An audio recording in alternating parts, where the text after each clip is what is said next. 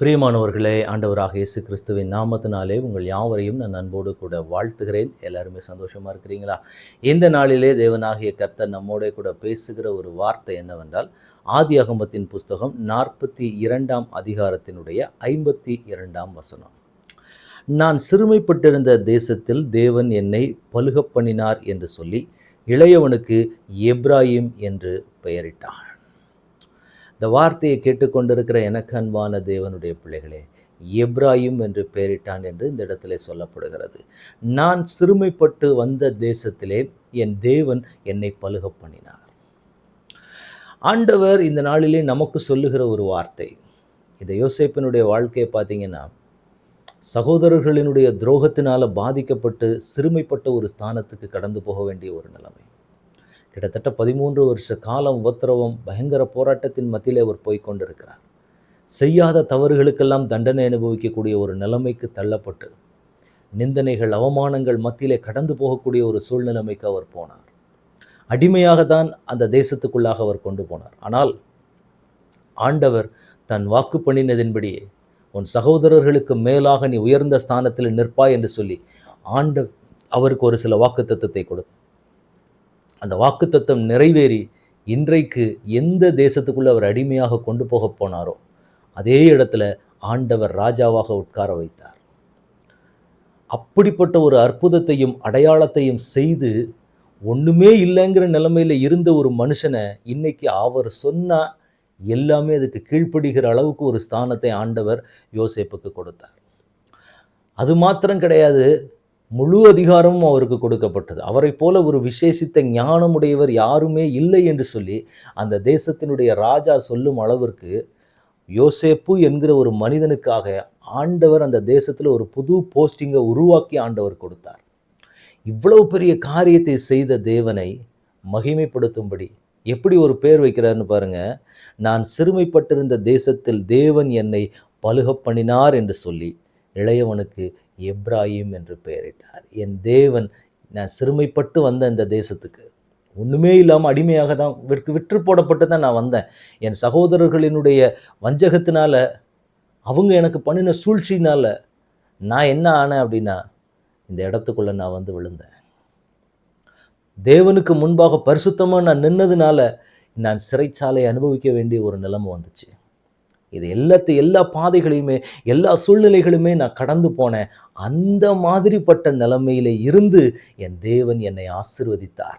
என் தேவன் இன்றைக்கு பலுகி பெருகி ஒரு ராஜரீக ஸ்தானத்துக்கு, ஒரு சாதாரண குடும்பத்தில் இருந்தோம், இன்றைக்கு எங்கள் குடும்பம் ஒரு ராஜரீக குடும்பமாக எல்லாராலும் பார்க்கப்படுகிறது. அந்தப்படி என் தேவன் என்னை ஆசீர்வதித்தார் என்று சொல்லி தன் பிள்ளைக்கு ஒரு பெயர் கொடுக்கிறார், எப்பிராயீம் என்று சொல்லி. இந்த வார்த்தையை கேட்டுக்கொண்டிருக்கிற தேவனுடைய பிள்ளைகளே, ஒருவேளை இந்த யோசேப்பினுடைய வாழ்க்கையை போல ஒரு சிறுமைப்பட்ட அனுபவத்தில் நீங்கள் போயிருந்தீங்கன்னா, இன்றைக்கு ஆண்டவர் உங்களுக்கு சொல்லுகிறார், உங்களுக்கு ஒரு எப்பிராயீம் உண்டாக போகிறது.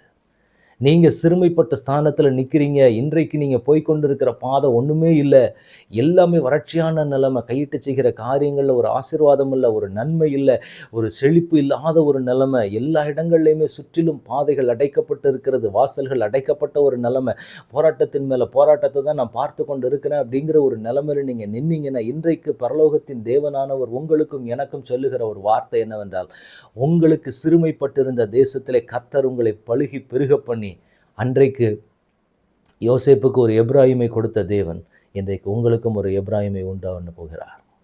இந்த வார்த்தை கேட்டுக்கொண்டிருக்கிற எனக்கு அன்பான தேவனுடைய பிள்ளைகளே, நீங்கள் கடந்து போகிற பாதையில் பல போராட்டங்கள் இருக்கலாம், பல இக்கட்டுகள் இருக்கலாம், சில மனிதர்கள் நீங்கள் போகிற பாதையை புரிந்து கொள்ளாமல் இருக்கலாம், நாள்தோறும் நீங்களே தினந்தோறும் தெய்வ சமூகத்தில் கதறிக்கொண்டு இருக்கலாம். இந்த சூழ்நிலை மாறாதா, இந்த சூழ்நிலையிலிருந்து ஒரு மாற்றம் வராதான்னு சொல்லி ஒருவேளை கலங்கின நிலைமையில் தெய்வ சமூகத்தில் நிற்பீங்கன்னா, இன்றைக்கு ஆண்டவர் உங்களுக்கு சொல்லுகிறார், அன்றைக்கு யோசேப்பின் சிறுமை நிலையை மாற்றி ஒரு ராஜரீக ஸ்தானத்தை கொடுத்த அதே தேவன், எந்த சகோதரர்கள் துரோகம் செய்து அவரை குழியிலே விற்று போட்டு அடிமையாக்கப்பட்டு கொண்டு போனார்களோ அதே ஜனங்கள் அடையாளம் தெரியாத அளவுக்கு ஆண்டவர் அவருடைய வாழ்க்கையை உயர்த்தி ஒரு உயர்ந்த ஸ்தானத்தை ஆண்டவர் கொடுத்தாரே, அதே போல நிச்சயமாக உங்கள் வாழ்க்கையிலேயும் அப்படிப்பட்ட மேலான ஸ்தானங்கள் வரும். இன்றைக்கு உங்களுக்கு விரோதமாய் நிற்கிற ஜனங்கள் உங்களை பார்த்தா கூட அடையாளம் தெரியாத அளவிற்கு ஆண்டவர் உங்களை ஆசீர்வதித்து உங்கள் தலைகளை கர்த்தர் நிமிர பண்ணுவார். அப்போ நீங்கள் சொல்லுவீங்க, என் தேவன் தேவன் எனக்கு எப்ராஹிமை உண்டாக்கினார் அப்படின்னு சொல்லி தன் பிள்ளைக்கு அப்படி ஒரு பேர் வைக்கிறார். ஒருவேளை நீங்களும் அந்த மாதிரி ஒரு பாதையில் கடந்து போனீங்கன்னா உங்கள் பிள்ளைகளுக்கும் அப்படி ஒரு பேர் வைங்க. அல்லேலூயா. இந்த வார்த்தையை கேட்டுக்கொண்டு இருக்கிற தேவனுடைய பிள்ளைகளே, உங்களுக்கு ஒரு எப்ராஹிம் உண்டாக போகிறது. நீங்கள் சிறுமைப்பட்ட தேசத்தில், சிறுமைப்பட்ட இடத்துல ஆண்டவர் உங்களையும் பலுக பண்ண போகிறார். நீங்களும் சொல்ல போகிறீங்க, எங்களுக்கு ஒரு எப்ராஹிம் உண்டாக போகிறது, எங்களுக்கு ஒரு எப்ராஹிமை தேவன் உண்டு பண்ண போகிறார் அப்படின்னு சொல்லி, என்னை பலுக பண்ணினார், பெருக பண்ணினார், என் தேவன் ஆசீர்வதித்தார் அப்படின்னு சொல்லி நீங்களும் சாட்சி சொல்ல போகிறீங்க. எத்தனை பேர் ஆயத்தமாக இருக்கிறீங்க?